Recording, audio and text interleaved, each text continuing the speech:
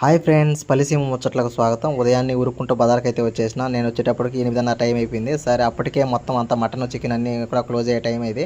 ఎందుకంటే ఉదయాన్నే తొందరగా వచ్చి తీసేసుకుంటారు ఆదివారం కాబట్టి.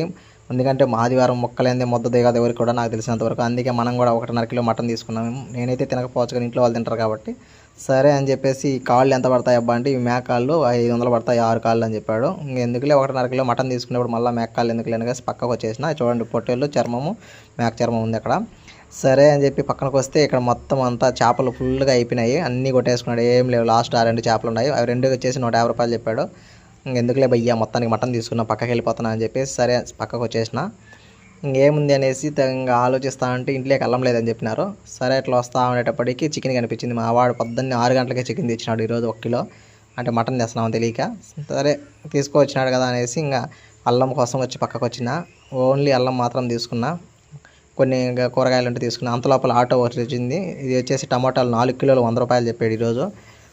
ఎట్లా 4 కిలోలు అంటే ఒక చీప్ రేటే కదా 100 రూపాయల కంటే. ఇంకా అనేసి 8 కిలోలు తీసుకున్నా. ఒక 4 కిలోలు ఇంట్లోకి, 4 కిలోలు మాకు.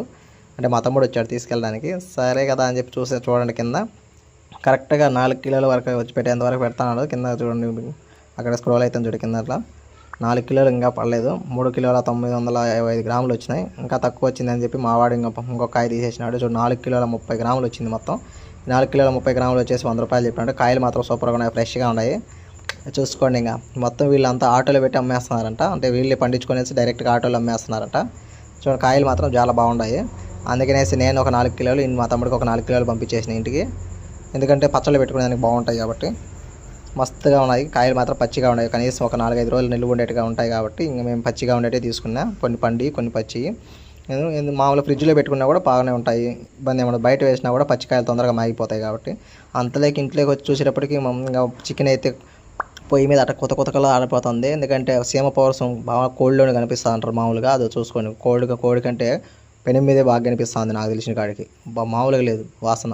నాకైతే దుమారంగా అనిపిస్తుంది కానీ నేను తినే పొజిషన్ లేదు. ఎందుకంటే డిసెంబర్ వరకు తినకూడదని ఫిక్స్ అయిపోయినా కాబట్టి డిసెంబర్ వరకు ముక్క ముట్టనే ముద్దనంగా. అందుకనేసి మా వాడు వచ్చినాడు, మా తమ్ముడు ఇంటికాడికి. కాబట్టి వాడికి ఫ్రెష్గా చేసి పెడతా ఉన్నారు చికెన్. ఇంకా పక్కన దోశ కూడా తయారు చేస్తాను, మేము చూస్తాం అనేసి. చికెన్ అయితే అట్లా కలబెట్టేస్తున్నాం. ఇప్పుడు ఇవన్నీ ఒక్క చుక్క కూడా నీళ్ళు పోయలేదు. దాంట్లో చికెన్లో ఉండే వాటర్ మొత్తం ఇప్పుడు మీరు చూస్తూ ఉండేది అన్నీ చికెన్లో ఉండే వాటర్ మాత్రమే. ముందైతే నీళ్ళు ఏం పోయలేదు అసలే.